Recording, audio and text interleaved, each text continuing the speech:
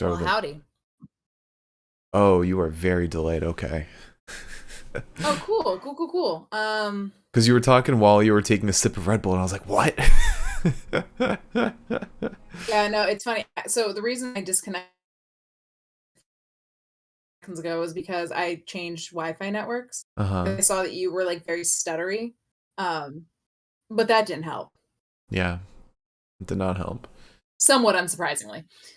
I think it's because you're also connecting through like 5 different walls to the router, maybe 6, with all doors shut. Yeah, but I don't always have this problem, you know? Mm-hmm. It's only on specific days. Well, random days, not specific days. Oh yeah, sorry, random days. Um, anyways, welcome to the Pinfall Podcast. I am your host, Liz, and I'm very late apparently. I'm joined as always by my co-host, Markushka. That's me. Um, man, we've got a week of wrestling to talk about. Um, we had the Rumble. The Rumble was huge. That was fun. Um, Highlight of the Rumble, Pitch Black Mountain Dew match. My God, was that match of the year or what? Uncle Howdy with his Uh, elbow drop. Oh I man, genuinely don't remember a single thing from that match besides the elbow drop. you don't remember the random face paint that Bray had on, and then was no selling kendo Okay, stick besides that, I shots? meant like I meant more so the like the technical aspects. Like I remember the face paint. Um, I definitely don't remember much about the match besides the elbow drop. What about the lightsaber that LA Knight pulled out of nowhere? I remember that now that you mention it. Um, we we have a little bit of a clarification regarding our predictions. So, during the live stream, our live watch along, we ended with Liz gaining the trophy, the championship, because she won by 1. But we made a clarification of the rules beforehand, before we started the stream, even during our prediction laying out, that the the winning number that we picked, it was the closest that gets the point.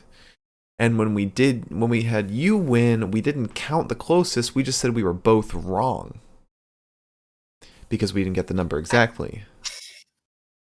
Um, So, um, your clarification of the rules is actually just you saying we're going back to exactly what we said we were going to do, because that was what we said we were going to do from get-go. yeah, and we weren't abiding by that during the stream. We mentioned it early on. I remember that we mentioned it early on in the live stream, and then we just forgot about it. So for both winning spots, both winning numbers, I got the closest, and factoring those in, I am your, I am new pinfall podcast. No, still pinfall podcast prediction champion. No, new, because you had it last. Because I grabbed it from your desk. Yeah, didn't have a chance to dress it up this time. Yeah, short-lived reign, and now we're gonna see the forever reign. Um, but speaking of predictions, we've got today we'll be giving our predictions for NXT's Vengeance Day, which will be happening later today. Are we doing a live watch along for that, or no? Uh, I thought we talked about doing one already during last week. well, I wasn't here last week, The during so the we did not talk during the about it. Rumble watch along, which was last week. I don't remember. I mean, it's not like we've got anything going on, but like, we can if you want. I mean, if you're not going to be in it, then if you're not going to be like into it, then there's no point in doing it. Well, I don't know. I don't even know any of the matches for Vengeance Day right now. Really? You don't? No. You don't know it's Grayson Waller versus Braun Breaker? Okay, besides that, I don't know any of the matches. Roxanne Perez versus Toxic Attraction? Okay, besides that, I don't know any of the matches. Where's the form?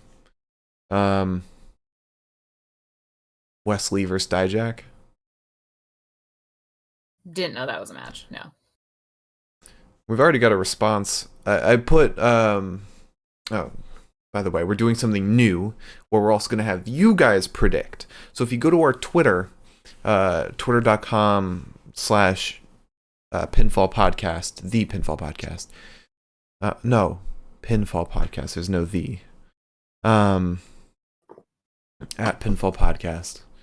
We put a poll up on our Twitter so you guys can also participate in our predicting on the winners of each match and see if you can beat us and, you know, possibly be in contention for the prediction championship. We've already got one response.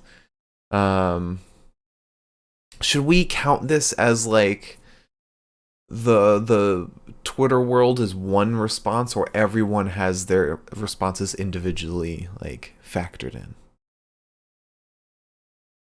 Count them as individuals or as an entity?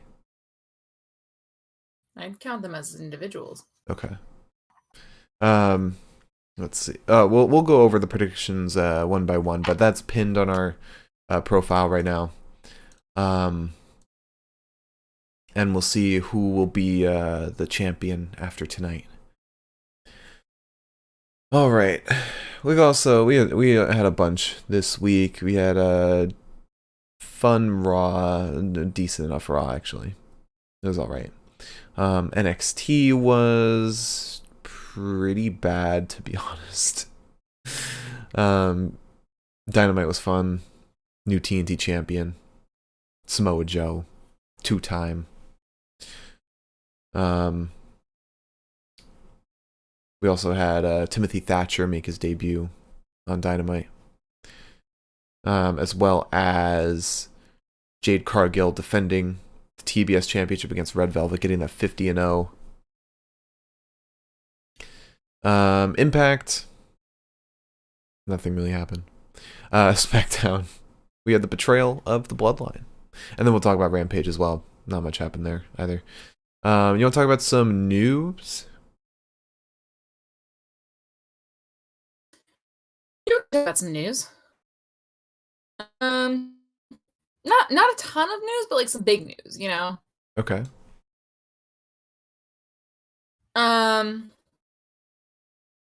So let's start with some not vital news, I guess. Mm-hmm. Bret Hart is apparently going to be in a movie. That you cut out there. What'd you say? Bret Hart's going to be in a movie. Oh. Yes. He's going to be in a movie called Stalker. Okay, I think. Along with Skelton, which I think is a fun little last name, and Stewartman. It's on demand and in select theaters on March 24th. What'd you say about the last name? That got cut out too. God, what is the point? Ah! Sorry, I hate dealing with Do you want to use my phone as a hotspot or something? No. You'll have better connection that way, I guarantee it. I've got a hotspot on my phone. I can use my phone. Okay. Because right now, we're getting like half of what you're saying out there. The rest is robotic. This is fucking. Okay, let's see. Personal hotspot. We got the personal hotspot open. I might have to disconnect and reconnect if I do this, but that's fine.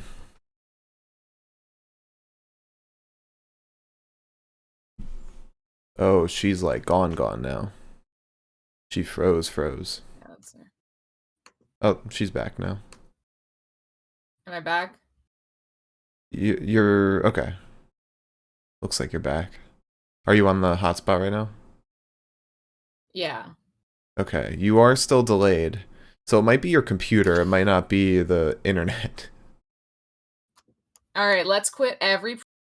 Oh, and she's gone. Oh, right. She's still talking. Like, I can hear her through the wall, but she's not connected. We'll get her back eventually. She's still talking to someone. I don't know who she's talking to.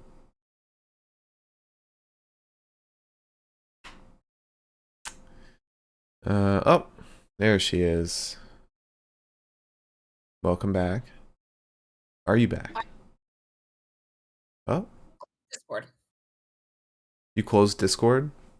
Yeah. In my haste to fix all this, I closed Discord. Nice, nice. Your video's not up Cool. Okay, we'll figure that one out. Turn on camera. Not sure why it was turned off in the first place. because you closed Okay. Discord. Well, no, normally, like, even if I've got Discord closed, if I come back into a video call, it always restarts my camera. Gotcha. All right, well, you are back. It seems better, so let's just continue on with the news. All right, fingers fucking crossed. At least you're synced this time. Okay, little things. Okay, so I was saying that the girl who's in it, her name is Sophie Skelton, like skeleton without the E in the middle, Uh-huh. which I think is like kind of cool. I think that's a cool last name. It's Is like it her real last name? I don't fucking know. it's like Shelton, but with a K.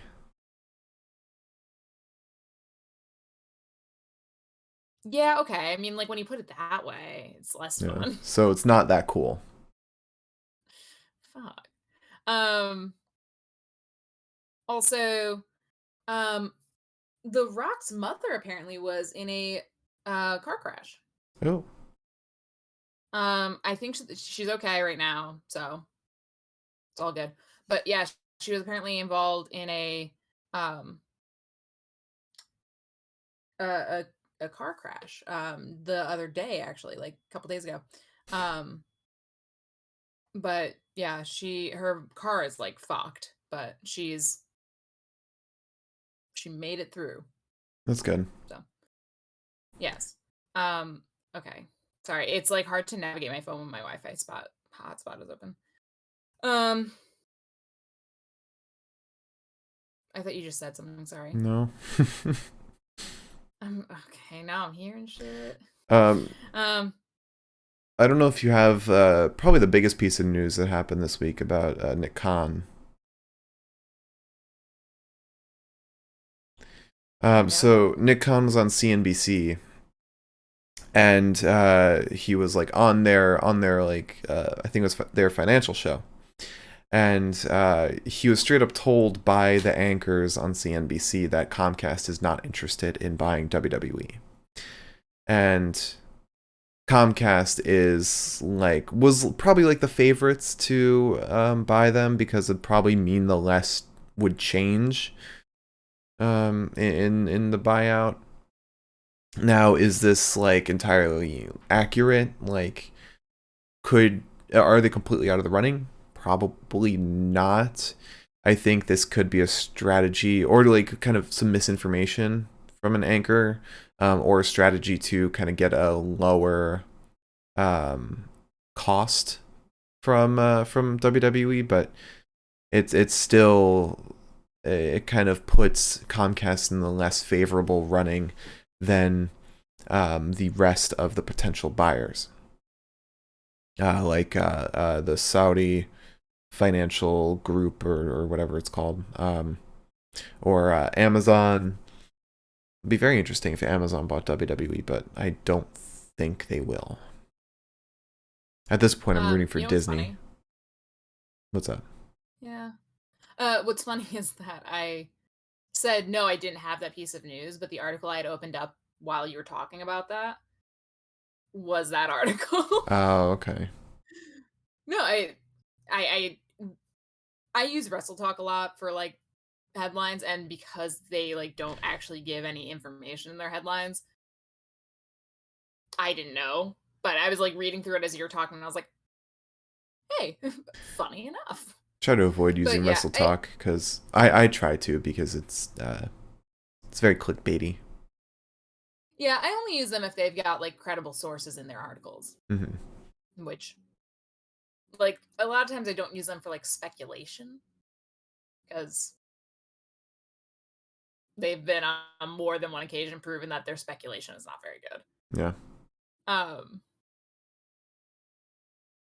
but with that said, Nick Khan apparently also said that Vince is going to step down if uh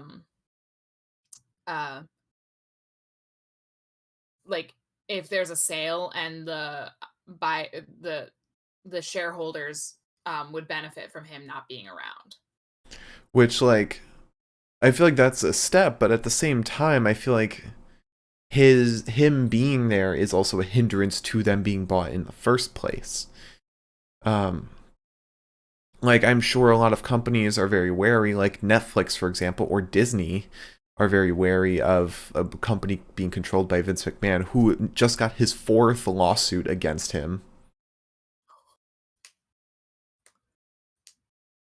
Most people can go through life without getting any lawsuits against them. Yeah, To get 4 is actually quite impressive. in the matter of a couple months.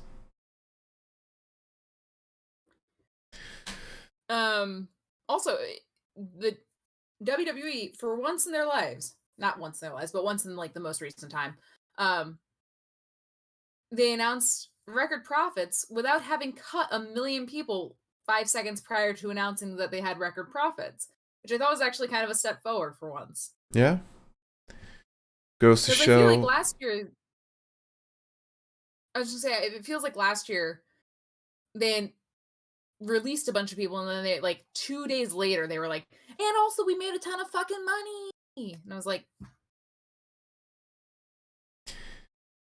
And yeah, but I mean that goes to show like what it's gonna be like in a new Triple H Stephanie McMahon regime, or I guess Stephanie's not involved anymore, but Triple yeah. H regime. I don't know how much Vince will have to do um or how much Vince has to do with like the company at large, or if he's just doing stuff for the sake of um the sale. But I mean, it's already a big difference. Yeah, there is a significant difference. Do you have something on Sami Zayn, perchance? I don't. I have 2 surgery pieces of news for AEW actually. Okay, well, why don't you go ahead with those before I talk about some Sami Zayn? Yeah. So we have an update on Kyle O'Reilly. Apparently he's dealing with a post-surgical issue right now. Um, that's why he has not been around. Um, and I think it was Adam Cole who said it. He said that like, he's got like a lot of people around him that like care about him. He's like got a good support system, but that's why we haven't seen him is because he had the neck fusion surgery and now there's an issue relating to that, which has to fucking suck. Yeah. Um, and then on top of that, Maria Kanellis apparently underwent thyroid surgery on February 3rd. Ooh. Yeah. Um, so hard knocks, but I think thyroid surgery is a little easier to recover from than neck fusion, but I also have never had either. So Yeah. Yeah. Well, good luck to hopefully, both of them. yeah, fastest recovery. Yeah. So they can get back to it. Luckily, with Maria Kanellis, it's like she doesn't need to be ring ready because she's, at this point just a manager. But I feel like if your thyroid was operated on, I feel like that must, because your thyroid's here, so it must be hard to talk, and she is a talker. Is your thyroid there? Yeah, your thyroid, isn't it here? Or is it down here? Oh yeah, no, it's like here. It's like in the larynx area. Yeah, just below the Adam's apple. Yeah. Um, So I feel like that's got to have something to do with talking. Like that must not be the easiest thing in the world. yeah, I can imagine. Um,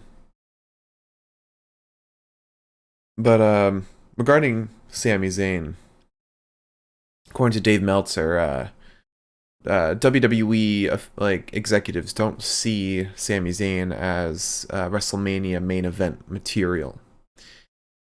Now, as the fans, or I think face of the company material, WrestleMania main event material, stuff like that. As fans, we want to see Sami beat Roman and get that title just because Sami encompasses like us as viewers. Like he's not some like godlike figure. He's not a Roman. He's not a Wardlow. He's not a Cody Rhodes. He's not a Drew McIntyre. Um, he's like us. Him and Kevin Owens are very symbolic of the viewer. And so having the payoff of him beating Roman would be amazing for a one-off, but could you see Sami Zayn on Jimmy Fallon like Roman Reigns was? Could you see Sami Zayn like in the same position Roman Reigns has been for the past 2 years, maybe 2.5 years? Like having that relief at the end of the story, it would be fantastic, but I think in the long run it just wouldn't serve very well. I think a better payoff would be like Sami helps Roman lose the title but doesn't like take the title from him. Yeah, but I mean, to be fair, I can't see a lot of people. I mean, maybe Drew McIntyre, but I can't see a lot of people that would be able to have that like public presence that Roman Reigns manages to, you know. I mean,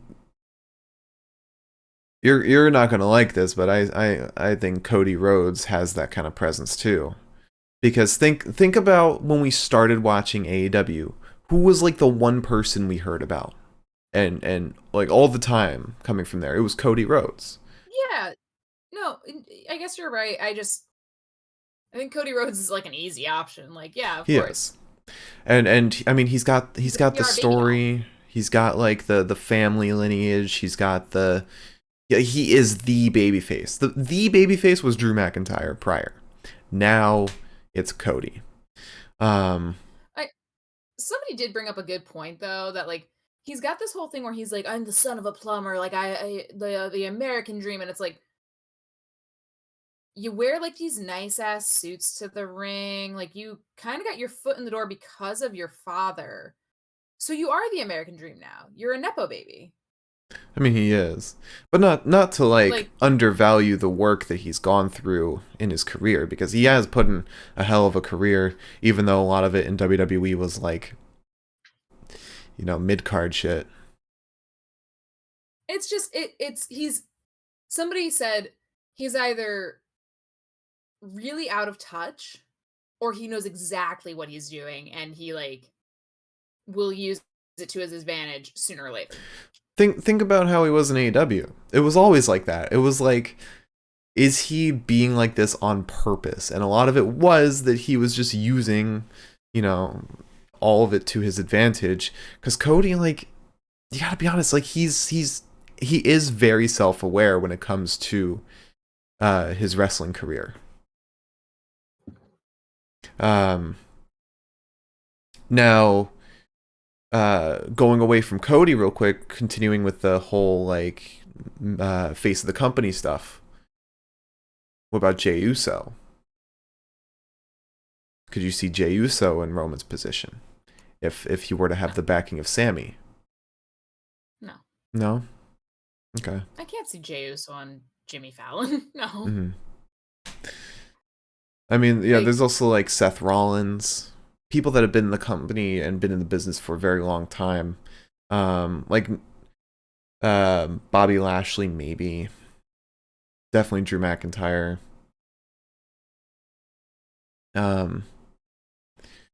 But I mean, it seems like WWE is kind of on a good track right now for maintaining that presence and that star power, while also giving us good wrap-ups to stories that will be fulfilling. Ideally, we'll see how Elimination Chamber goes. Yes. Sorry. Um, I hope they figure it out. I really do. Mm-hmm. Um, I think I have 2 pieces of news left. Okay. Um, one is that apparently, and somewhat unsurprisingly, um,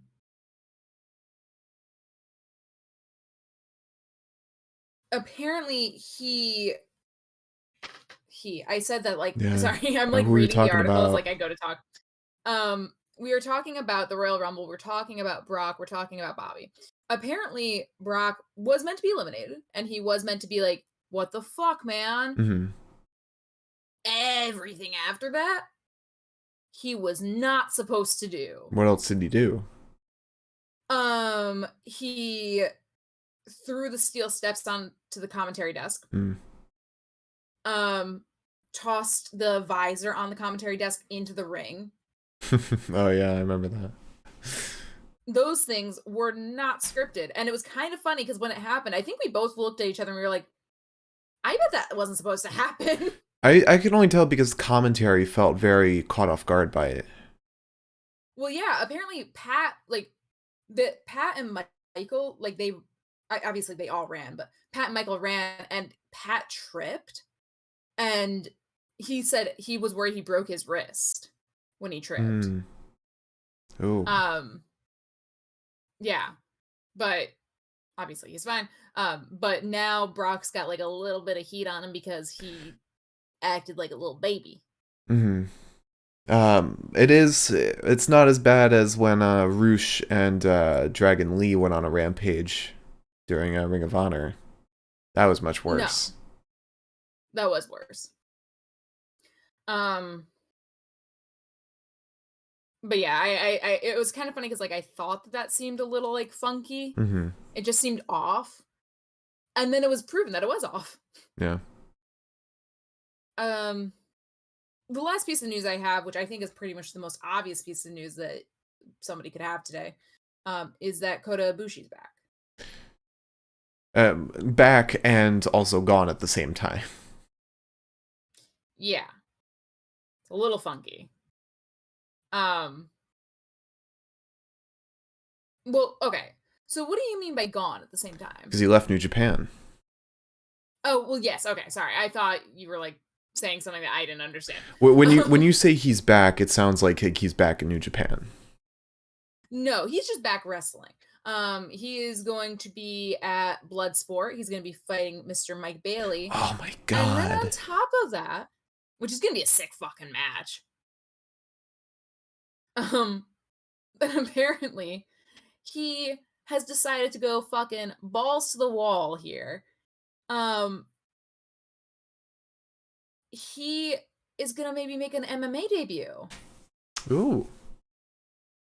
Yeah, and apparently, so he wants to do this with Japan's I'm gonna maybe say this wrong, Rizin Fighting Federation, and somebody who just recently signed with Rizin in 2022, forgot what year we were in, is Mr. Manny Pacquiao. Ooh. Interesting. So Kota Ibushi, that might be his opponent. I imagine so long out of wrestling, because what was it, 2021's G1 or 22's G1? No, 21's G1. I think 2021. Yeah, he's been out since then, so I'm sure he wants to come back in the fiercest way. Yeah. Also, and he's doing it. Also, according to Wrestling Observer, he's going to be in talks with AEW after he opens up a school in Japan. AEW, I think it's like a wrestling school. But after his appearance at Bloodsport, opens a wrestling school. He wants to talk to AEW, and AEW wants to talk to him. Because there are 2 articles, one from each side. So we could very well see the Golden Lovers back together. Kenny, uh, Kota Ibushi. Who would you add to Kenny and Kota Ibushi to make a third, to make a trio? Hanger. Ooh, okay, okay. That's an easy one. Yeah, Hangman. Then you get the Bucks, and who do you get with the Bucks? Don't say Cutler. I'd say Cole, but Cole's already got Kyle. I don't even know who you could add to Cole and Kyle Kyle to might make a not be back trio. for a while though. Yeah, but this is like assuming everyone's, healthy and back. We bring Cody back into the mix. You get fucking or you add Cole to the Kingdom, because they used to be a trio. Yeah, that might be good for them. Oh, you add Takeshita to the Bucks.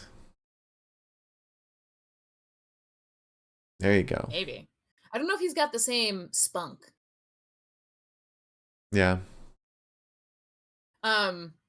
Also, in reading that article though about Ibushi potentially facing Pacquiao, Mm-hmm. I didn't realize that Pacquiao used to be a senator in the Philippines. I feel like I knew that. Like, I knew he was like a politician. What a multifaceted man. Yeah. Man's got a lot going on. Yeah. But yeah, I'm really excited that I think Kota Ibushi, it's like the fucking the Trisha Paytas tweet where it's like, I'm free, worst fucking experience of my life. Oh, yeah.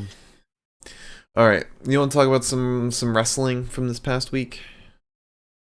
Yeah, let's talk about some wrestling from this past week. Oh, so that blood sport, we will 100% be doing a watch along for that. Kota Ibushi and Mike Bailey.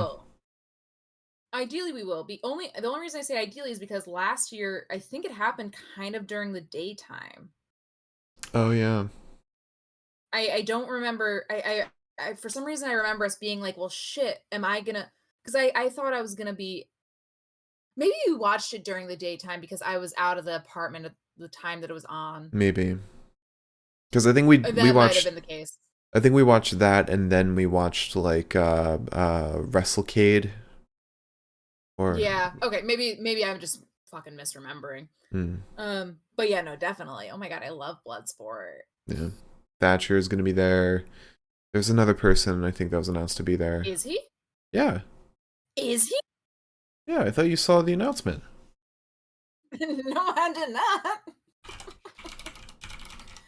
Oh, What is it? Bloodsport 9? Bloodsport. Yeah, Bloodsport 9. They don't have it up on Wikipedia. Bloodsport 9. Give me a lineup. That's Eventbrite. Eric Hammer was added to GCW Bloodsport. Who's Eric Hammer? Okay, I see the news article. Also, I just have to pull my charger out of the wall if I want to keep using my hotspot. Okay.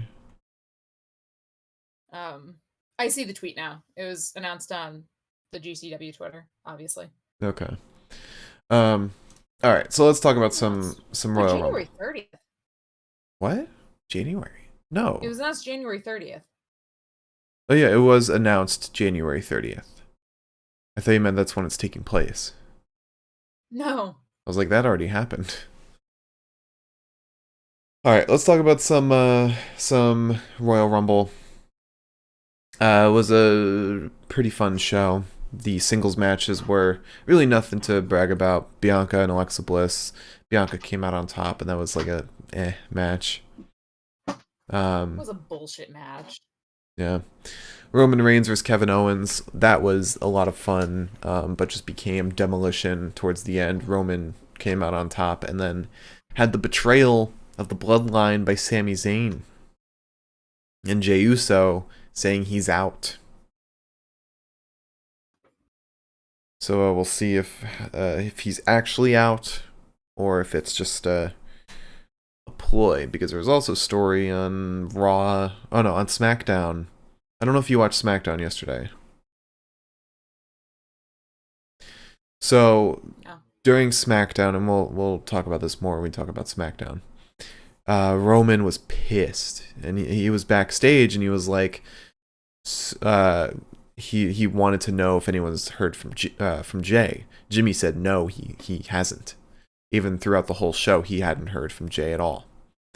Now it does seem like maybe Jimmy was lying and had heard from Jay, but just, didn't want to rat him out to Roman. It'll be very interesting if Jimmy and Jay break up from the Bloodline. That would be really heartbreaking. I think it would be liberating, because think about how they joined the Bloodline in the first place. Roman choked out Jimmy wanting Jay to quit. I did hear that Jay tweeted a video of him fighting Roman and with the caption "Run it back." Yeah. Which, I think it was on his Instagram story or something, because nobody can find it again. Nice. The thing is that no matter what happens, this is gonna be fun to fucking watch. Yeah, this is like best ever storyline in WWE. It's like fucking watching like Days of Our Lives. Yeah. Except with a lot of handsome guys and a lot of wrestling. Mm-hmm. But it was very cathartic having Sami betray Roman, hit him in the back with the chair. That was a great moment to watch. Got a huge pop from the crowd. Especially because Roman didn't learn his fucking lesson. Yeah, he didn't. It's can't hand a guy a chair. Yeah, and turn your back to him. Yeah. But speaking of massive pops, we then had Bray Wyatt versus LA Knight, and Uncle Howdy elbow dropping from the scaffolding onto LA Knight. Not even onto LA Knight though, dude. He missed. That was a bad camera angle for that miss. The ether. Yeah. I mean, it was a great camera angle because of it, but like it was like, they kind of saved it because you couldn't quite tell. Mm-hmm. But like you could tell. But that's how powerful his elbow drops are. He doesn't even have to hit for them to work. It's just the reverb. Yeah. It causes an earthquake. It was a goofy ass match. It was so bad. We also had the Women's Royal Rumble. Rhea Ripley came out on top. And great performances all around. I think this might be my favorite out of the two Rumbles, because that finish was so good. Oh, between the two women? No, it was between Rhea, Asuka, and Liv. Sorry, I don't know why I said between the two women. Between the women, yeah. It was. I agree. It was a better Rumble. It was a more interesting Rumble too, just based on like the participants. Kana. And also like. Let me be really honest here. Like the whole argument of like,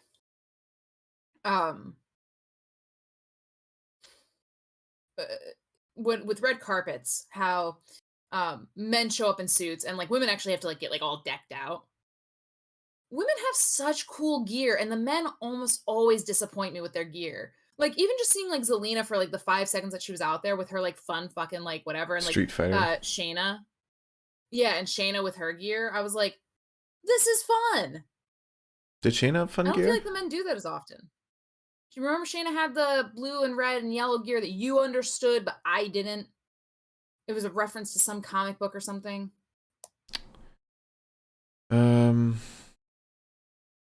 Maybe. I feel like half of me remembers.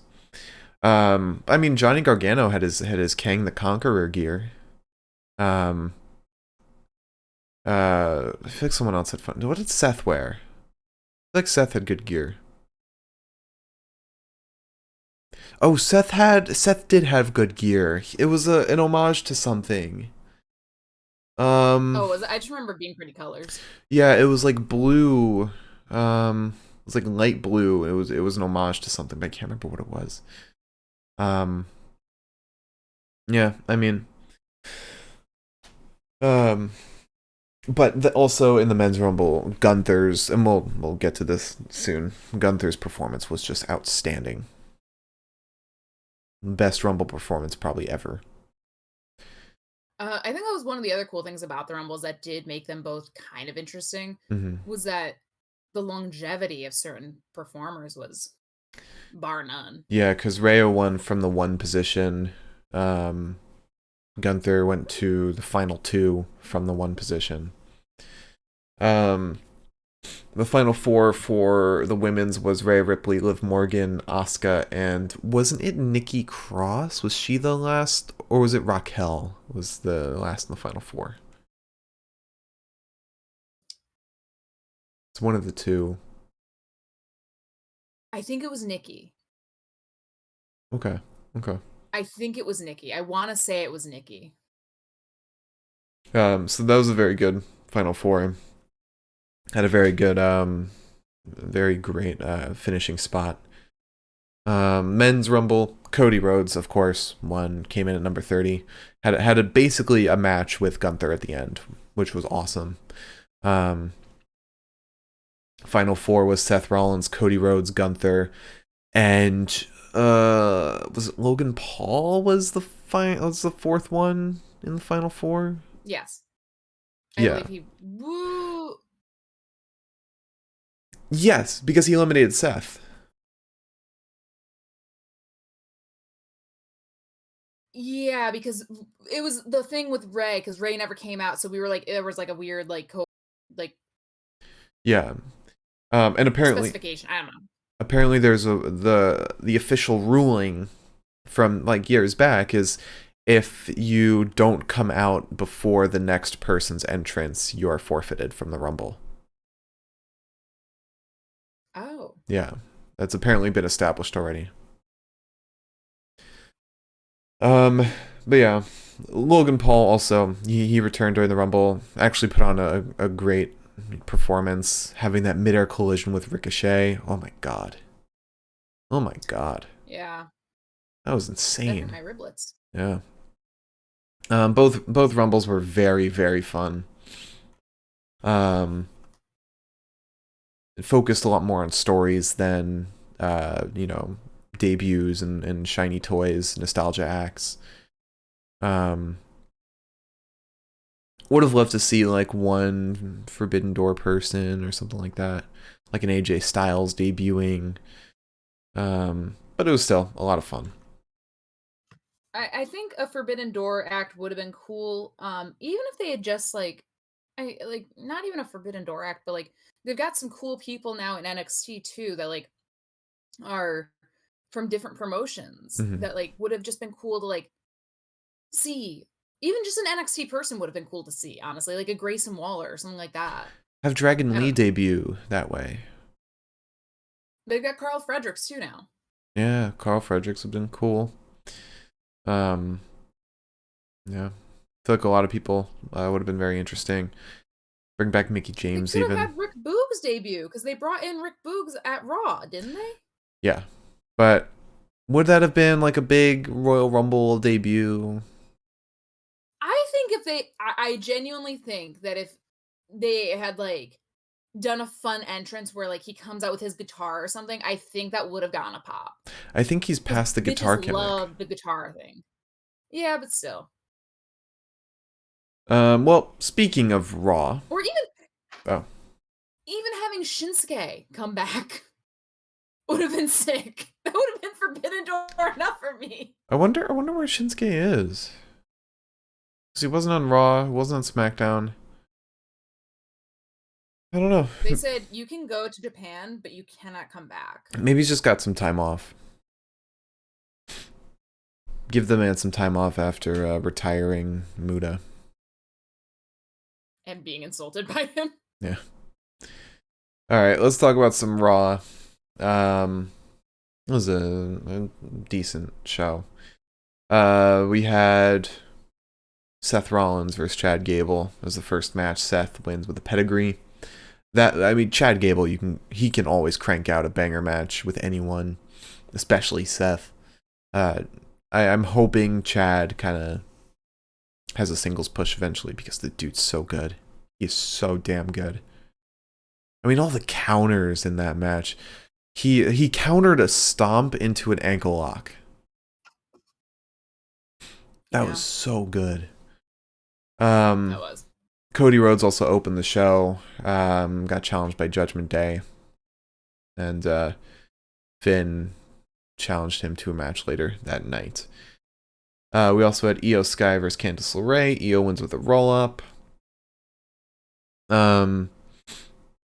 Rhea Ripley chose who she was going to challenge at Mania, and that person is Charlotte Flair. And the story behind it, I mean, it makes a ton of sense. Charlotte's always been the one that Rhea couldn't beat. Embarrassed her at WrestleMania in 2020, and so she wants that payback. She wants to finally get one up, and she probably will. What's up? What's that look? How did she embarrass her at WrestleMania? Because it was for the NXT title. I think Charlotte won the Rumble and then challenged Rhea. I think that's how it worked. Yes, I think I remember her like tour of like, am I gonna choose this round? No, because that's when we started watching was Mania. Around Mania. Oh no, it was like NXT in your house. It was Charlotte. Oh no, because that's when Rhea won it. No, we started watching in the beginning of the pandemic era. With Jeff Hardy in an empty SmackDown arena. No, it was before that we started watching because we started with crowds because there was a Symphony of Destruction match with Shinsuke and Elias. Oh, yeah. Where Shinsuke went through a piano, but it didn't collapse at all. It was a hard landing. Oh, that was a bad one. That was painful. So and also like the Dolph Ziggler Sonya stuff, which was in a crowd. Was that? Yeah. It started in a crowd. Okay, wait. So Women's Royal Rumble. Yeah, Charlotte won and challenged Rhea for the NXT Women's title. Yeah, because that was back when Shinsuke and Cesaro were together. Oh yeah, and they were under Sami Zayn. 30 years ago. They were like managed by Sami. It was very weird. I'm having like war flashbacks. That was February 2020. 2020? Just before the pandemic. Yeah. Okay. So yeah, we started watching before Mania though. Yeah. But after the Rumble. We didn't watch NXT until after Mania though. No. Yeah, because I started watching NXT before you did. And I remember just being like, hey, this shit's kind of funny. Yeah. Like you would enjoy this. Yeah. I remember Damien sitting on a chair over Finn's neck because he was like, yeah, I was the bitch that attacked you. And now they're best buddies. Yeah. And I think NXT in your house was the first takeover we watched. And we watched like the go home to that basically, which had the fight pit between Riddle and Thatcher. That was the first Thatcher lost NXT. his teeth and the guy was like, are you good to continue? And he just gave like the most like Timothy Thatcher's Don't say the guy. It was Kurt Angle that asked him because Kurt Angle was the ref. Oh, was that Kurt Angle that asked him? Yeah. I thought it was the medic that asked him. I think it was the ref. I think it was Kurt. No, it was the medic. I've watched that video over and over again. It was the medic because the medic's like looking at him with like the flashlight and he's like, are you good to continue? And he was like, yeah. He's like, but yeah, Kurt Angle guest ref. That match was amazing. Oh my god, that match was unparalleled. All right, so moving on from that though, we also had Johnny Gargano wrestle in a singles match for the first time in a while against Baron Corbin. Gargano won with an inside cradle. Let's see what else. Boogs returned to challenge the Miz, or for Pierce to sick him on the Miz. And Rick Boogs wins with a strongman slam or whatever it's called. Interesting segment next though. Alpha Academy backstage. They pass by Maximum Male Models, and Maxine is very interested in Otis. Massey and Mansois were like, ew, look at that man. And then Maxine's like, he's amazing. I love him. Because for some reason, Otis is very attracted by the prettiest of women, Mandy, now Maxine. But Otis He's got the Kavorka. Otis and Maximum Male Models would be amazing. I think it might be time for him to move on from Alpha Academy. I could see that working. Yeah, give Chad Gable singles push, put Otis in MMM. It'd be great. I want Chad Gable to be like an actual heel. Remember when he was Shorty G? Oh my God. Sorry, I don't mean to keep going down memory lane here. Oh God, that was awful.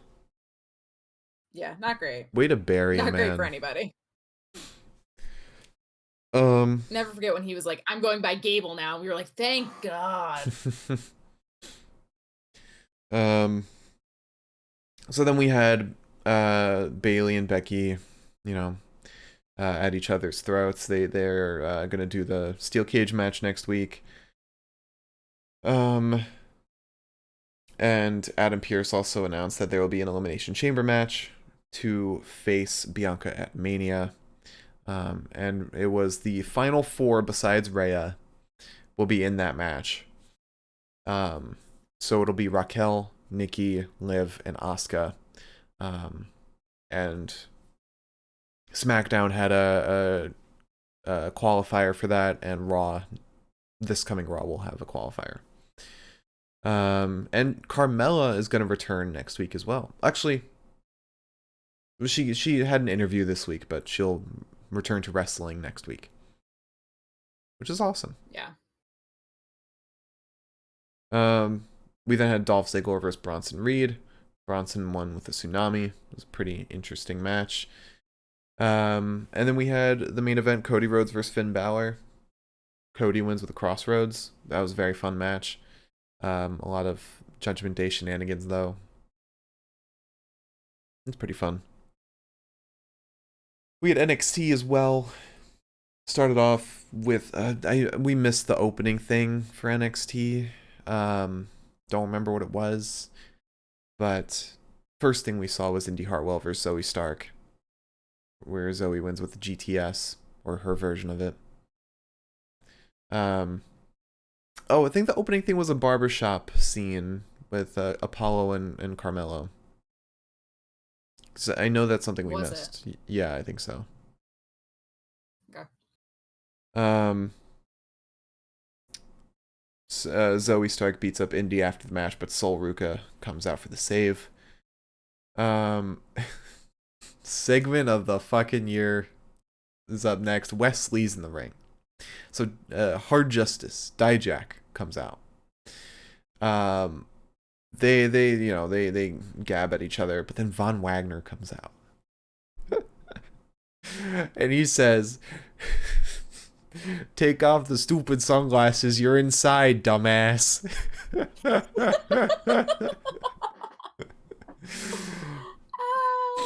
Oh my God. I'm obsessed with Von Wagner. Oh my God. Promo of the year. So, okay. Well, let's do a little thing. If you're NXT, say you're Shawn Michaels, or you're Triple H, what do you do to save Von Wagner? How do you have him recover from all this garbage that he's basically been, I don't know if it's been given to him or if he's just created on his own, but how do you make Von Wagner interesting?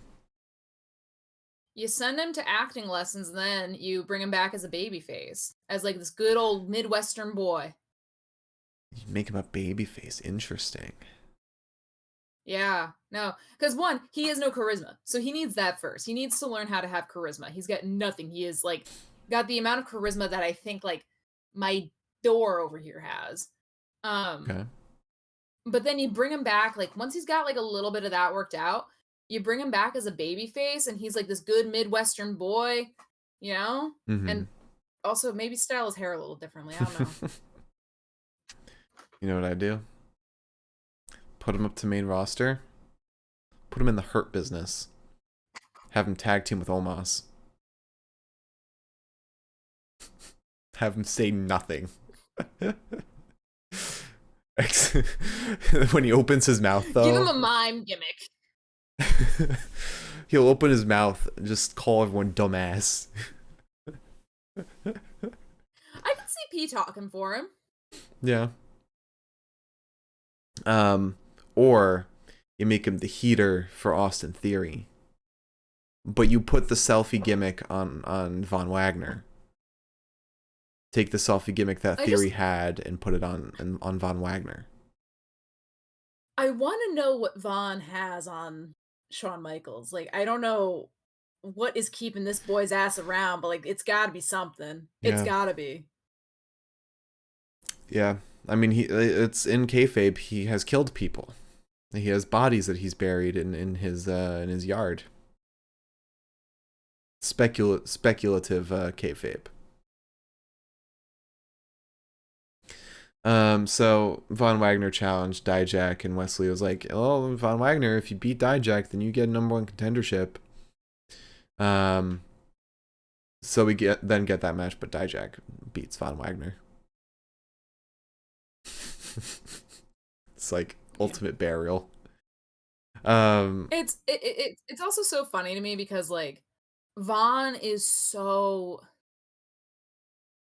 he's not like you know what? Maybe where I'm coming from with this whole good old Midwestern boy thing is that he was almost kind of lovable when he was with Kyle.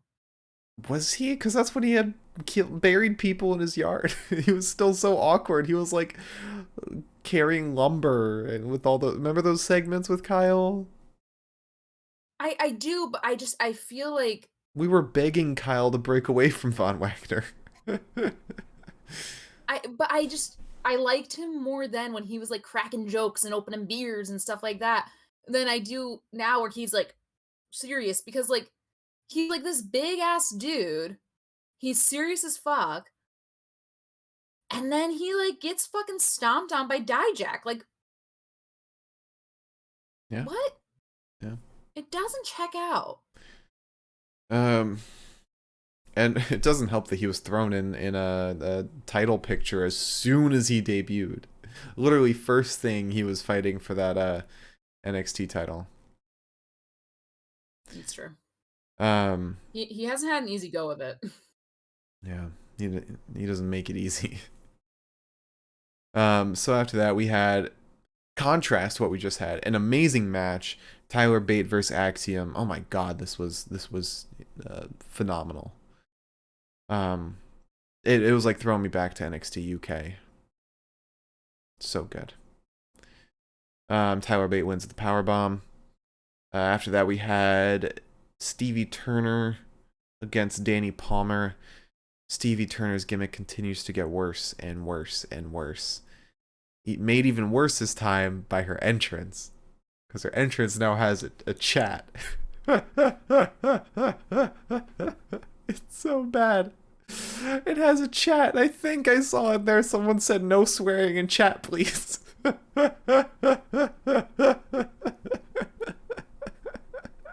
It was so bad. Oh god. It's funny, your voice just went so high when you were talking about that it did not register in my headphones. Did you hear like what didn't you hear? No, it was just you reacting to the chat. I heard everything, don't worry. So Stevie Turner wins the side effect. We then had Charlie Dempsey versus Drew Gulak. Gulak wins with the chicken wing. This is a pretty fun match. I just want Hank Walker to fucking Go back to the performance center, my dude. Like, it's not working. Give him some gear or something. I don't know. He needs, like, I he's just some dude. I don't get him. I don't. Cause he's kind of like not good. Give him some gear. Make him a wrestler, not a security guard. But I just don't know what gear you'd give him. Give him some, plain black trunks. Give him Young Lion gear. And then our main event, we had Schism versus Idris Enofe and Malik Blade versus Chase U, where the winner goes to the Fatal 4-Way at Vengeance Day. Chase U wins. It was a fun match. I know we kind of had a break from Schism for a little bit. I want to see more of them because they're all really great wrestlers. Everyone in this match is a fantastic wrestler, but No, I know exactly what you're talking about. They are. My brain is buffering about as much as our Wi-Fi is. I think it's hard to remember because like the gimmick is kind of goofy. it's gotten less goofy over time for sure. It's gotten better. Ever since Ava Raine But it's joined. just which I'm not even convinced by her like abilities, acting wise. I haven't really seen her in the ring, but I'm not convinced by her like acting chops, but like she really has added a certain like complexity. But it's hard to like remember that like Joe Gacy, good wrestler. Oh my god, Um, phenomenal. fucking GYV. grizzled young veterans, great wrestlers. Mm-hmm. Soon to be It's recognized. I do miss that. I do really miss GYV, but I do also love that I know for a fact Fowler or whatever his I don't remember his first name, but Rip. Fowler, I know for a fact he chose that. Yeah, Rip Fowler. I know why he chose that, and it makes me happy. So I take that with a little grain of salt. Do you think Jagger Reed chose Jagger Reed because of Mick Jagger? Yeah, no, I'm certain of that. But we'll see how the Fatal 4-Way tag match goes at Vengeance Day tonight.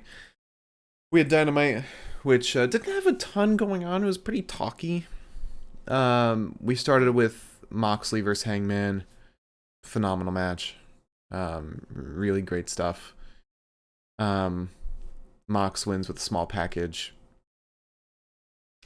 The Bunny challenged Jamie Hayter for a title match, but it's gonna be an eliminator match this Wednesday. What? I didn't like the end of Hangman versus Mox. Not like the finish, Mm-hmm. but just the prolonged like. I kind of liked it because it's like, why wouldn't they be pissed? Hangman literally wanted to knock out Mox. It felt like I was shocked that Mox won. I was too, but I wonder if they'll have like a big payoff for it, big blow off match soon. I don't know. But it felt like a real fight. It felt legitimate at the end. Maybe I didn't like it. Maybe because I was like, this feels like you guys actually don't like each other. Don't do that. I don't know. Oh, just messed with my. Accidentally kicked my electric strip at my feet. Where I turned off my computer. So then we had the Acclaimed take on some jobbers. Truth Magnum and Turbo Floyd. Some amazing names. Oh my god, are those cool wrestling names. If I'm not mistaken, I think that they might be a tag team from OVW. Oh, really? I think so. What was the last guy's name? Turbo Floyd. Yeah, I think I saw somebody kind of posting clips of them, like, hey, in case you like wanted to know who they were. I know there is an Instagram account that talks about all of the jobbers on Dark, and Elevation and occasionally Dynamite. Like it's literally um, dedicated to the jobbers. It's amazing. yeah, I'm not. Yeah, they're in OVW. Nice. I don't know if that's like. It seems like that's like the main thing that they did for a while. You know what's funny though? The town that Turbo Floyd is from is the same name as the town that I'm from, Oh. or the county that I'm from. Um, except he's in Indiana and I was in New York. Wow. Slight difference. Slight difference, but also maybe not quite, just based on how my hometown is. Yeah. But Um. yeah, um, I thought that was interesting. I Yeah. like seeing people that other people know, and they're like, "Hey, he's from this," and it's like, "Oh, cool." So the Acclaimed won with a mic drop. The guns come out, and this was like, this was fucking harsh. So Austin, I mean, the guns want like a title shot. That's been their whole thing. Um, but as Billy's trying to walk away from the ring, Austin gets on the mic, and he says, "Do what you always do and leave," and then but that doesn't quite get Billy. You know, he stops in his tracks, but he doesn't quite turn around yet. But then Austin says, uh, something along the lines of, "Go to where you always go, the pill bottle," and that caused Billy to turn around, run right back into ring, get in his son's face, and Austin immediately backs down. He immediately regrets the words that he said. And then Billy's like, "You know what? I'm done with this. You guys get a title shot next week." And he leaves. So I was um I was watching most of this on really low volume just because I was like laying in bed, and for like a number of other reasons. Um, so I saw this happen, but I didn't really know what was being said, Mm-hmm. and I did see the reaction though after like Billy went back to the ring, and I just remember all the times that like I've been in an argument with like one of my parents, and I've said some shit that like crossed a line, and then like my parents turned around like, and immediately I was like, Same. Instant I didn't regret. say shit. You know the moment the looks in their eyes, and you're like, I'm gonna pack my bags. um. So next week is gonna be very interesting. Dynamite. They're calling it like championship. Some kind of championship Wednesday or something. Um. There's a lot of title matches, a lot of eliminator matches. Next we have Konosuke Takeshita versus Brian Cage in an awesome match. Brian Cage is just something else. He's so damn good. I mean, Takeshita is obviously incredible, but Brian Cage, I feel like, doesn't get enough credit for being I as was just say like, that I think Takeshita really impacted that match. yeah, um, absolutely, and I mean, it felt like Takeshita could just lift up Brian Cage like he was nothing. Like there was no He's a shock big strong boy. to his strength. Getting him up for the brain buster, especially the avalanche brain buster at the end. Oh my god. He's a Um, big strong boy. yeah. Also, I do want to mention before I forget, we have new emotes. We have new emojis in the chat. We've got a LA Knight emoji. We've got a Stardust emoji. Um, I think we have another one, but I can't remember. It might just be those two. So, let me post these in chat right now. I thought we had another one. Yeah, we've we've got some great ones now. Um, but yeah, Takeshita versus Brian Cage was awesome. We then had JAS backstage, and Guevara said that they're going to put Ricky Starks through the Garcia Guevara Gauntlet, which is going to start with Angelo. What's his name? Angelo something. Uh, Angelo my Parker. brain was like Angela Dawkins. Um, Angelo Parker. It's that doesn't sound right. It's Matt Menard. Angelo Parker? Yeah, because it's Jeff Parker, isn't it? Like, Yeah. Why am I that Cool doesn't Hands and you can call him that. cool yeah, cool hands. So we'll start off with Angelo. Um and I think next is Matt Menard.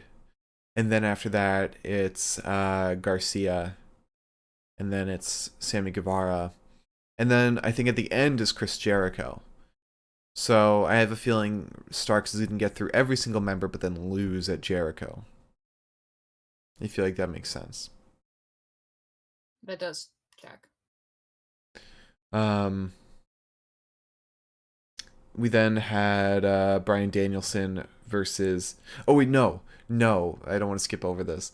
We had the Elite in a promo. They're in a basketball gym. Matt Hardy, Ethan Page, and Isaiah Cassidy. I don't know if they have a name. I don't know if they go by the firm. But they walk in and they challenge for the trios titles on Rampage. And then the funniest thing, Isaiah Cassidy gets in Kenny's ear and just moans. The face that Kenny makes. Oh my god, it's so funny. Kenny pushes him away. He's like, what the fuck are you doing? It's so good. Isaiah's great. Isaiah is so great. We then had Bryan Danielson versus Timothy Thatcher, which was a great match. Very, very technical. So I feel like it could be kind of like a polarizing match. Some people that don't really love all technical stuff. Some people that just live and breathe technical wrestling. Some people who are pussies and some people who enjoy wrestling. All right, don't insult what could be half of our audience right now. Nah, I was so excited for this, dude. It was so funny to me because I was obsessed with Thatcher when he was in NXT. And then he got released and I was like, and I haven't been watching him as much in Noah. But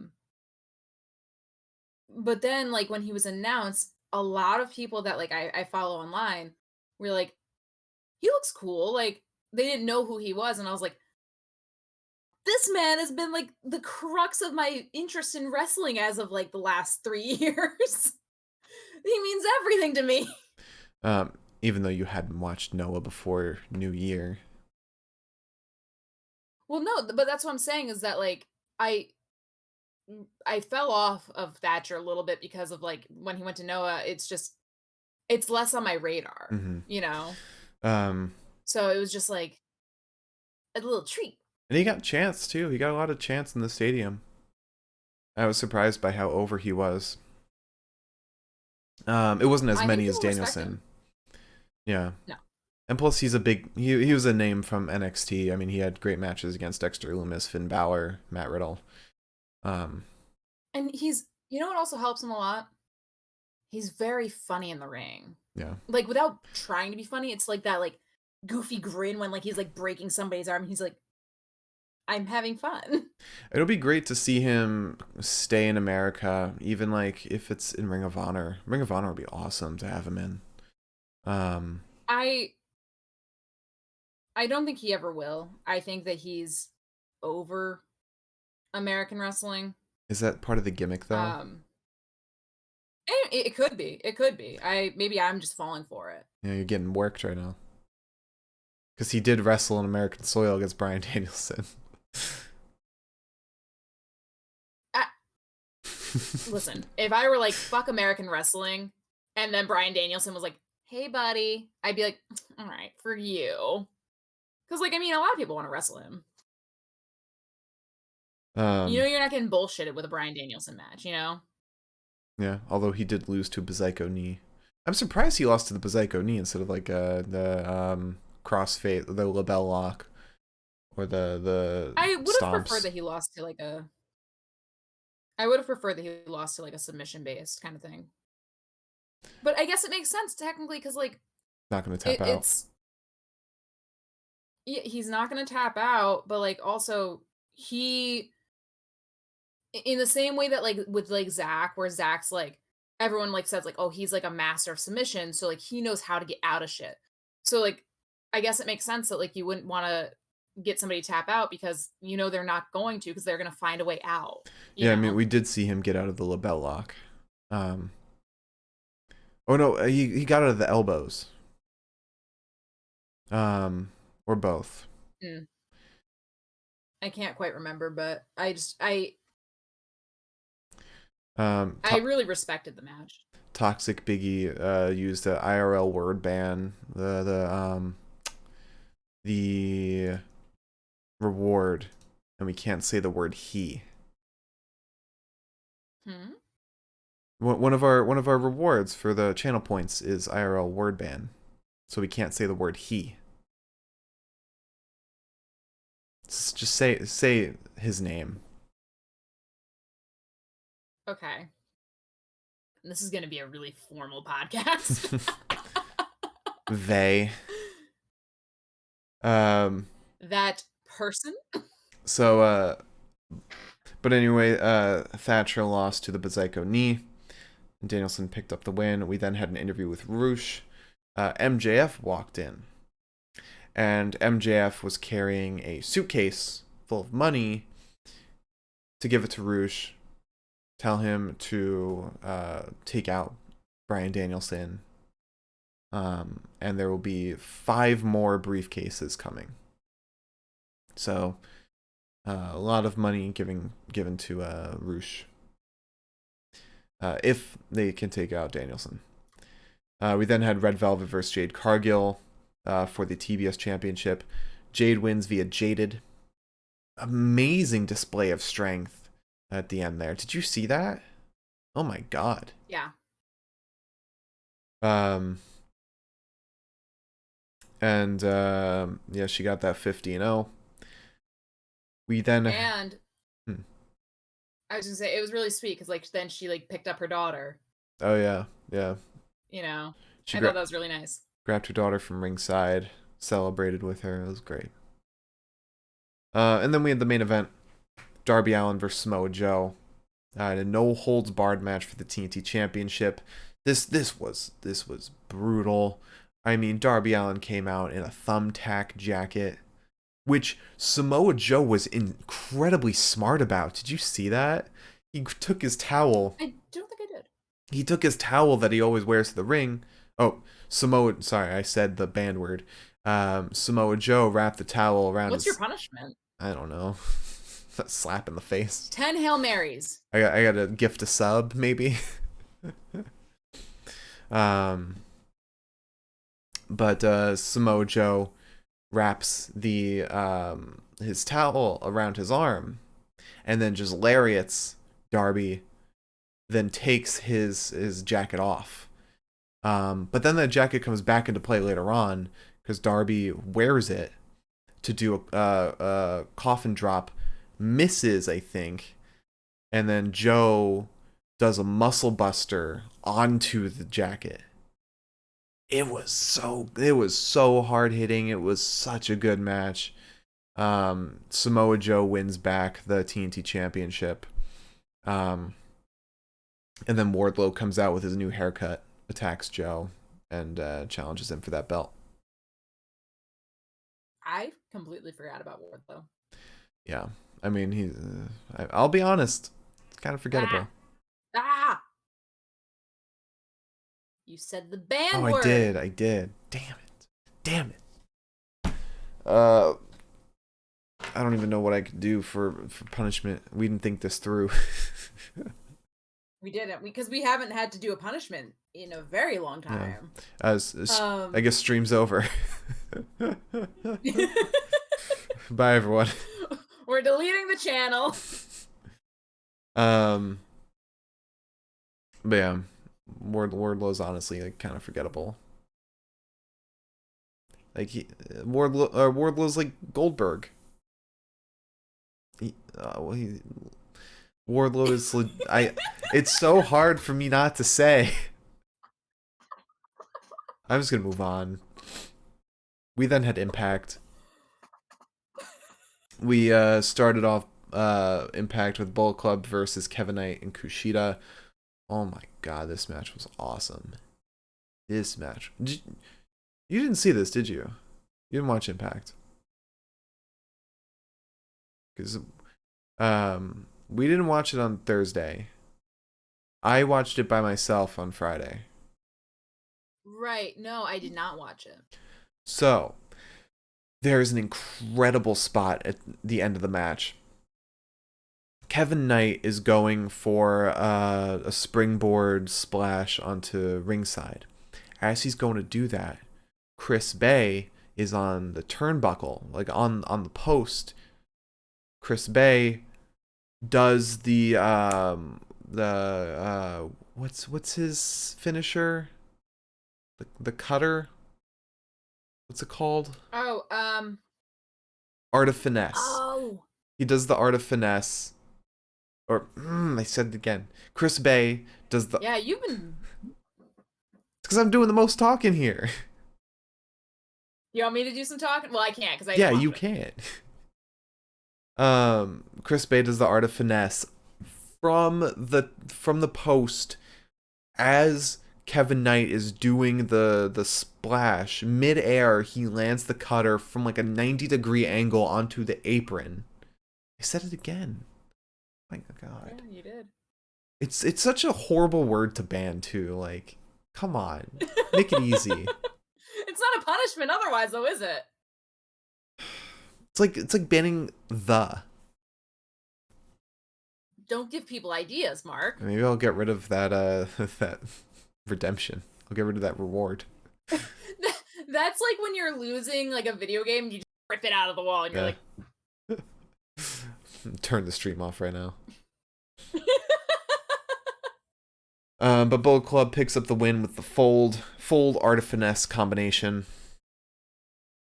We then had Giselle Shaw versus Savannah Evans in a very quick match. Giselle picked up the win in like 4 minutes with a knee strike.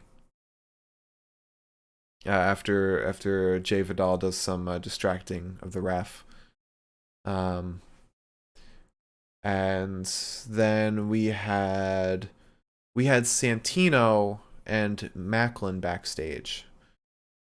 And so Macklin's mad that Rich Swann is going to No Surrender to face Josh Alexander for the title. And Macklin said that Macklin had a victory over... Macklin beat Swann at the last pay-per-view. I think it was Hard to Kill. And so why should Swann be able to get that title shot if Macklin beat him already? You're like carefully listening to the banned word. And so Santino suggests there will be 4 singles matches. And the winners of those singles matches will go to No Surrender and face in the Fatal 4-Way for number 1 contendership of the for the world title. And now Santino's gimmick, it seems like as deputy of authority or director of authority, that his way of booking is very convoluted. Because his first thing was the golden 6-shooter. And now it's the 4 singles matches going into a fatal 4-way. So Macklin's mad about it, but then Dango walks in. And Dango says he will be like Dango says that he says to Macklin, like, get away. Dango's protecting Santino.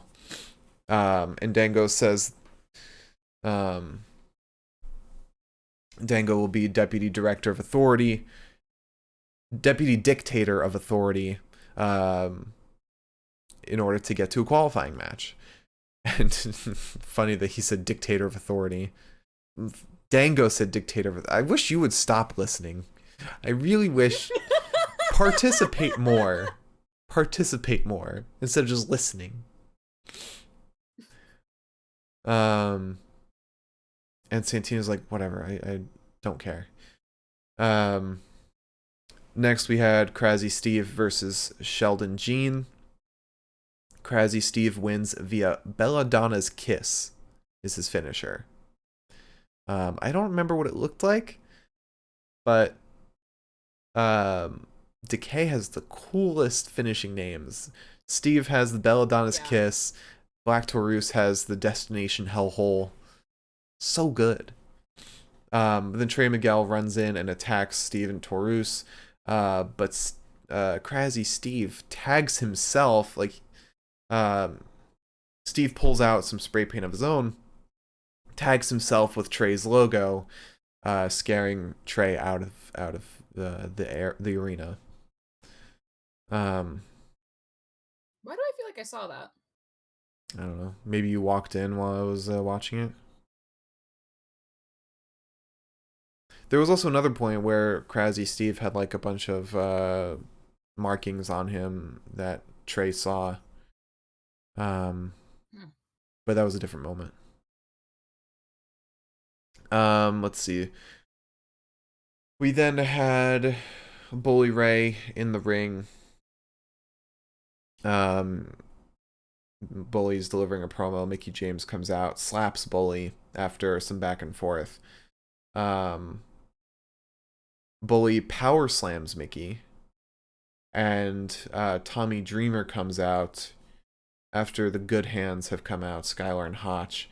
Dreamer challenges Skylar and Hotch to a tag match against himself and Mickie James. Santino comes out, and Santino's like, you guys cannot make this match, but I can. He said, Santino said, as dictator of authority, as director of authority, because Santino had that in his head from the Dango promo. And Santino said that match will happen next week. We then had a promo from Killer Kelly.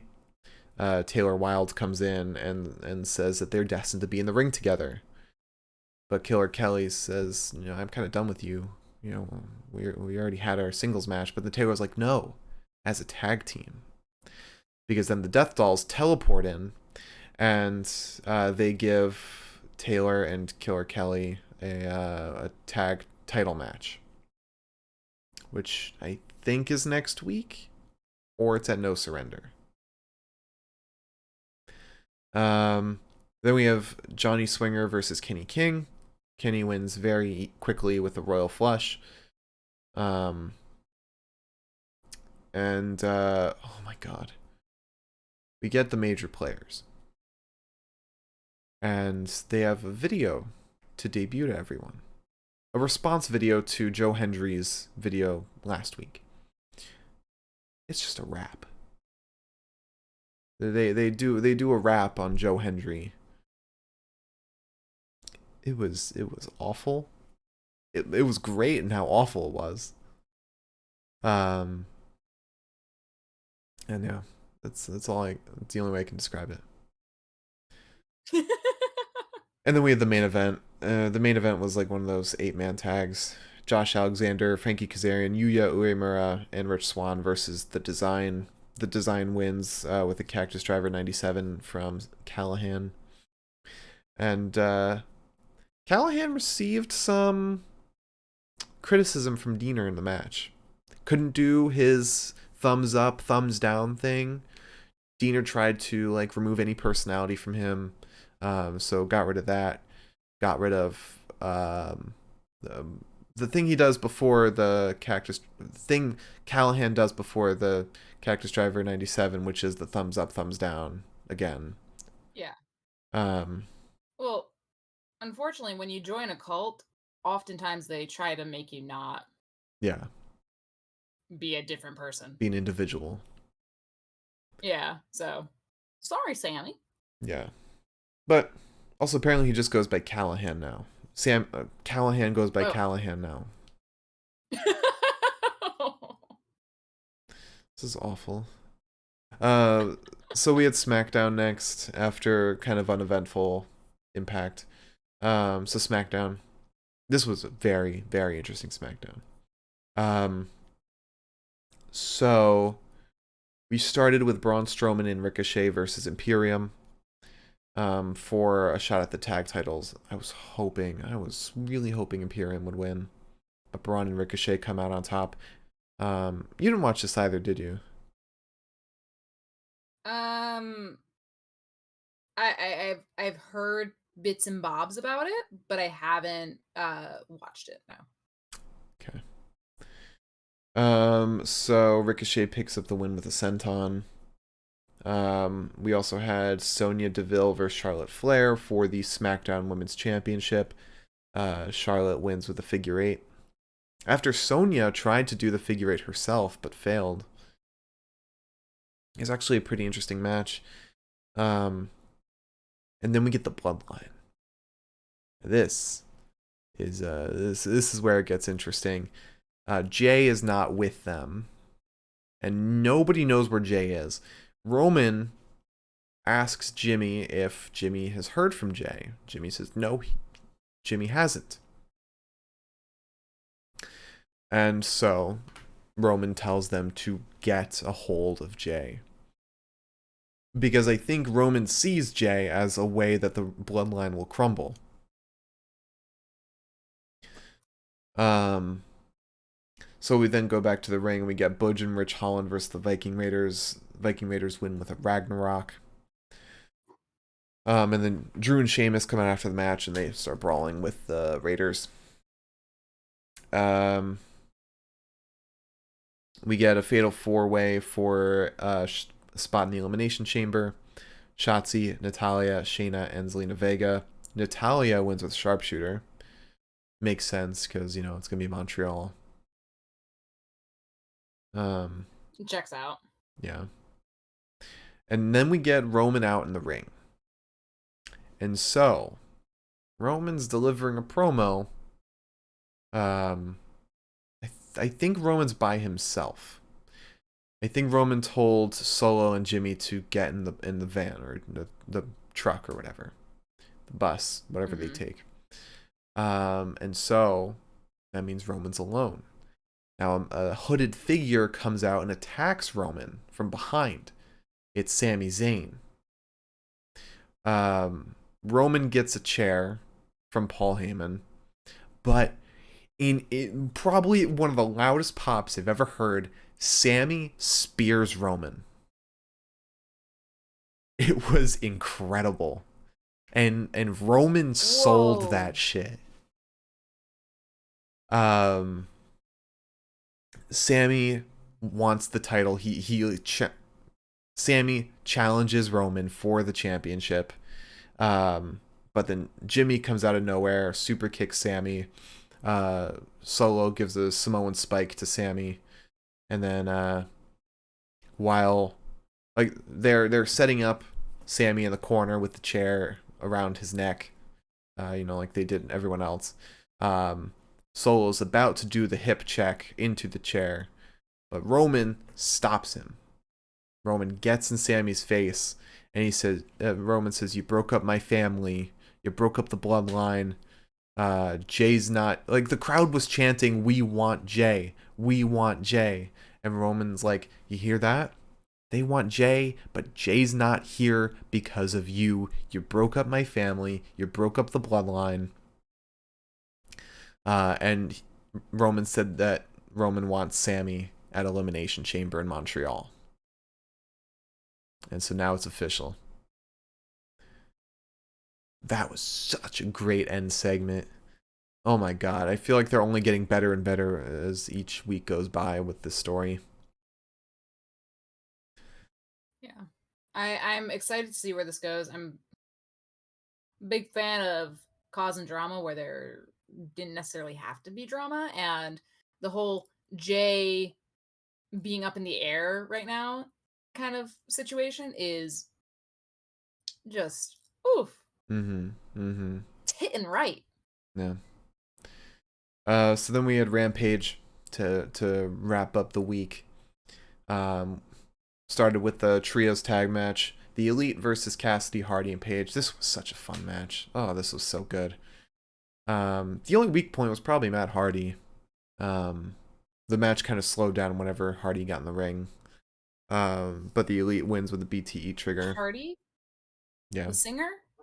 There's the new trio of the Hardy Boys, which is Jeff Hardy, Matt Hardy, and Hardy. Oh God. Apparently, not to detract, but apparently, like, WWE is a little pissed about how that performance went. Of course, it was terrible. Anyone It with ears was- could tell it was terrible, which makes me think Hardy doesn't have ears. All right, that's all I have to say about that one. Sorry. um, we then had Brian Pillman Jr. versus Swerve Strickland. Swerve wins with a double stomp. And Dustin Rhodes comes out post match and scares off the what is their faction name? Swerve's faction. It's not it's not like Mutual Trust or something. It's kind of like the Firm. I don't remember, but I have heard it. Oh my god, why am I blanking? Does anyone in chat know the name of this new faction? Oh, Mogul Affiliates, that's it. It has nothing to do with the Firm. Well, it's like a business name, you know? Like Firm, Mogul, Affiliates. Yeah. Yeah, okay. We then get Tony Storm and Saraya versus the Renegade Twins. Tony and Saraya win with the Storm Zero. And it was an okay match. It was pretty fine. It was whatever. Then we had the main event, Christopher Daniels versus Roosh. Roosh wins with the corner drop kick. It was alright. It was a very decent Rampage. I think the best thing was the trios match in the beginning, and then it kind of died down from there. So that is our recap of all the wrestling from this week. I mean, obviously we didn't watch like New Japan.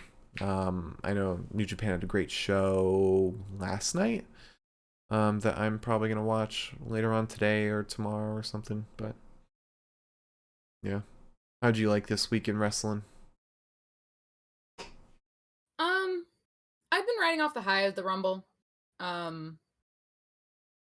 which kind of kept me going for a while.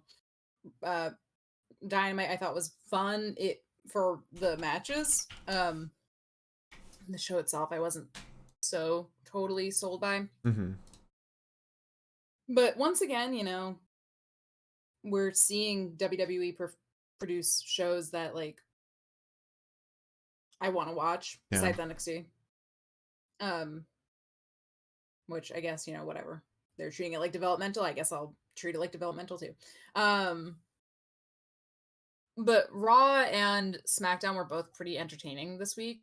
So I think that's fun because it kind of feels like returning to my roots a little bit. Mm-hmm.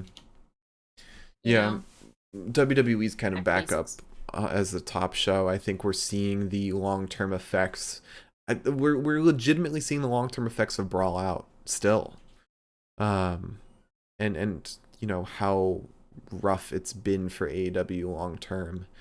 Yeah. They're no longer like, because it was always, you know, WWE was the more popular show, but AEW had the better wrestling. I think now we're seeing the better wrestling on WWE, occasional better wrestling on AEW, but you know, it's harder to find better stories on WWE, more long-term storytelling on WWE, better presence on WWE. Hopefully that evens out more, because you know the most ideal is every show is very successful and very fun to watch. Love to see Impact sneak in there too. I think that the closer we get to WrestleMania and the closer we get to Mania week, we'll start seeing people like ramp up a little bit. Like they want to compete with that. I don't think AEW tries that. I think they're the only company that doesn't. Try that. They're the only company that really doesn't. Everybody else pretty much like puts their best foot forward. Mm-hmm. All right, so you want to do some NXT Vengeance Day predictions? Yeah, let's do it fast because I used up all my smartphone mobile's high-speed data. Oh god, I'm already seeing it. Okay. Um, Okay. Uh, can you write mine down? Because I don't want to use my laptop at the same I time. will. I will. I always do. All right. So for everyone watching, we have a poll up on our Twitter, so you guys can also participate in the pay-per-view predictions. So if you go to twitter.com/pinfall podcast, you will find our predictions. You'll see the Google form for it. Just fill that out, and you'll be going up against us for the championship. You can't win the championship, but you will. If one of us wins and you do better than us, you'll know that you're better than the champion. At heart, you're the champion. Um, You can have a symbolic egg. yeah. So with that said, let's start off with Roxanne Perez versus Gigi Dolan versus JC Jane for the NXT Women's Championship. I'm gonna go with Roxanne. Yeah, this is the easiest one to predict. This is like not even a contest who's gonna win that. So next up we have a 2 out of 3 falls match between Carmelo Hayes and Apollo Crews.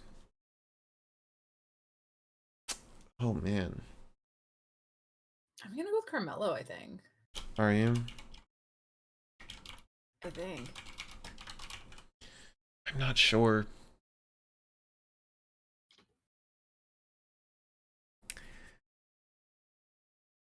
Two out of 3 falls. Oh man. I'm gonna say Apollo, because he did have a vision, Okay. and there was talks that Commander Aziz might come back and aid Apollo. Oh, that would be like not fun, but like funny. That would be not fun, but funny. All right, next we have Katana Chance and Caden Carter versus Fallon Henley and Kiana James. Oh man, I don't know about this one. Because Katana and Caden are like, they are the tag team in NXT, but will they want to call them up to main? I don't know if they've gotten any main event matches in, so maybe not.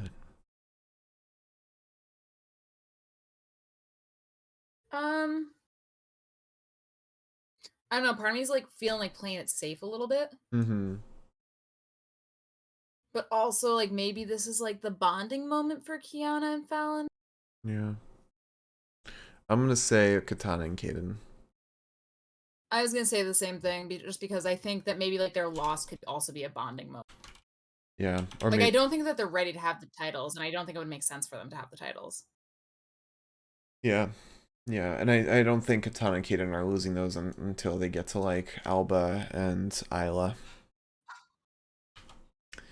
All right, so next up might be the toughest on the whole card. We've got the New Day versus Gallus versus Pretty Deadly versus Chase University for the NXT tag titles. I'm gonna. I'm going with Gallus. I'm going with Gallus too. Actually, I'm not going with Gallus. I'm going with Pretty Deadly. Because this has kind of been the story between Pretty Deadly and New Day. And I feel like Chase U's just there to get the pin. Gallus will pick up a feud with Pretty Deadly after the pay-per-view. New Day will go back to Maine. All will be right in the world. Another tough one. Wes Lee versus Dijak for the North American Championship.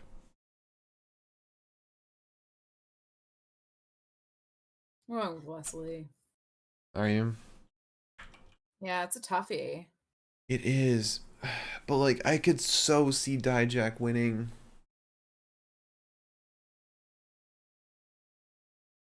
I could. Oh, I was being sarcastic. Oh. I'm being serious. I think this Oh, I think Dijak could win this. that makes me stressed. um. Oh man.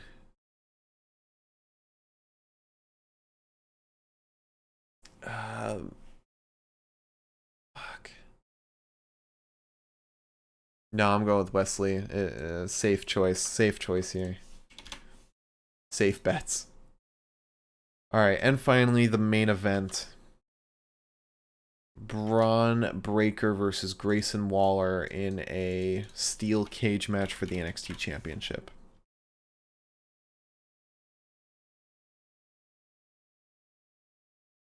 You know what? You know what? No.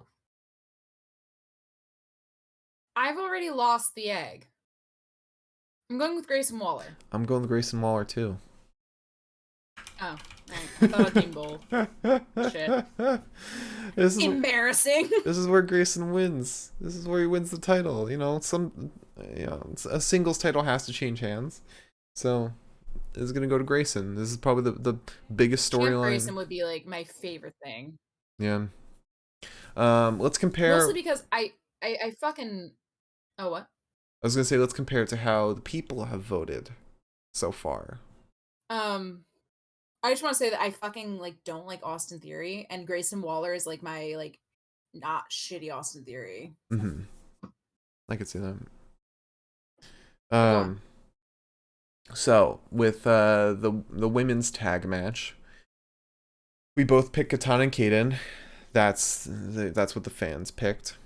Apollo versus Carmelo, also Carmelo. Although they're siding with you since I picked Apollo. New Day versus Gallus versus Pretty Deadly versus Chase U. They picked the New Day. Wesley versus Dijak. They picked Dijak to win. So it's us against the people now. And then finally, Braun Breaker. Oh no, not finally. Braun Breaker versus Grayson Waller. They picked Braun Breaker to win. Interesting choice. And then finally, Roxanne versus Gigi Dolan versus JC Jane. They picked Roxanne to retain. Okay. So, let me just make sure I have all these settings right.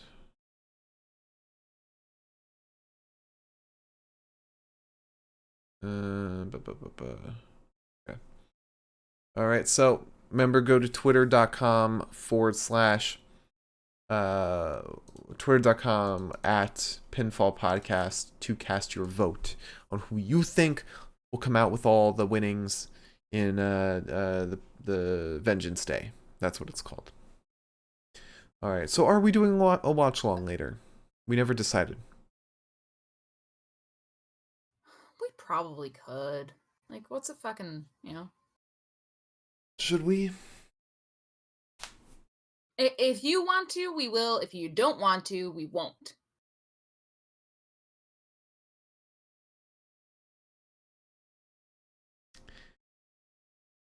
Silence is deafening. If there is a pay-per-view happening next weekend, then we won't. But if there isn't, we will. Bro, did you know that Doritos made a dip? Is it pitch black dip? I hope so. Tar. All right, what's next weekend's date? The 11th. 11th and 12th. Well, we'd be doing the 11th most likely. Oh, there's New Beginning. Oh, that's gonna be like mad early, so we can't do that.